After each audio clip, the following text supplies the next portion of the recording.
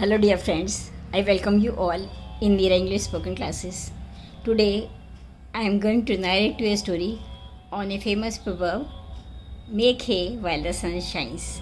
So, let us see what this story is about. About a proverb, make hay while the sun shines.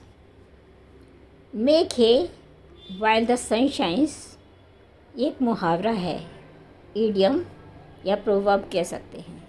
It means to take advantage of the situations and opportunities available at that time.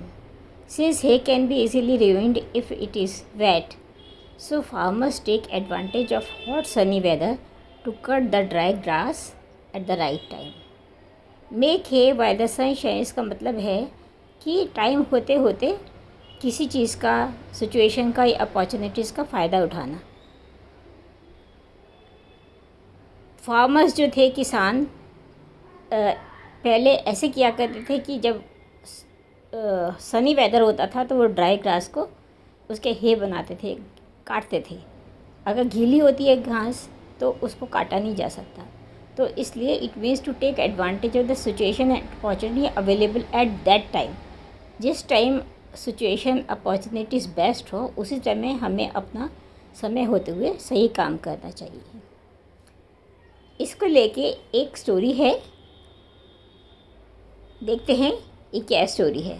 There was a boy named Rohit. एक बार की बात है, एक रोहित नाम का लड़का था. He used to spend most of his time in playing mobile games. वो अपना ज़्यादा से ज़्यादा टाइम मोबाइल गेम्स में खेलने में गुजारा करता था. लेकिन while his fellow classmates were studying regularly according to the time table set by their parents.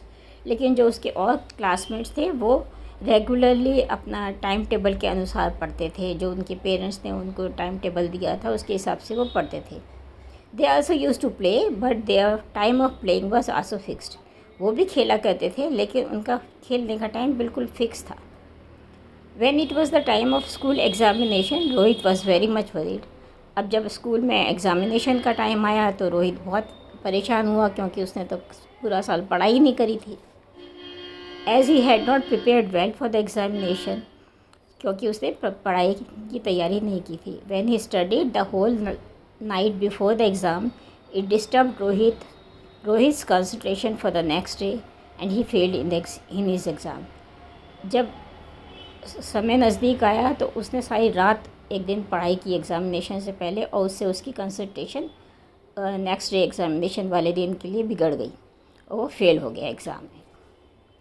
While his fellow classmates were very happy to see their good result. लेकिन जो उसके फेलो क्लासमेट्स थे उनका तो बहुत अच्छा रिज़ल्ट आया था क्योंकि उन्होंने साल भर ढंग से पढ़ाई की थी.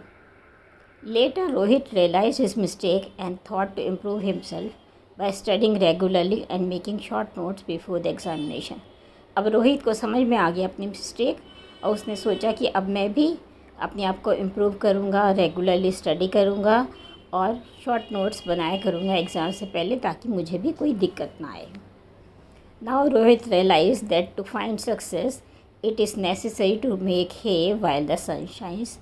अब रोहित को रियलाइज़ हुआ, एहसास हुआ कि सक्सेस पाने के लिए ये ज़रूरी है कि समय होते होते अपना काम सही समय पे कर लिया जाए, नहीं तो अब पछताए होत क्या जब चिड़िया चुग गई खेत.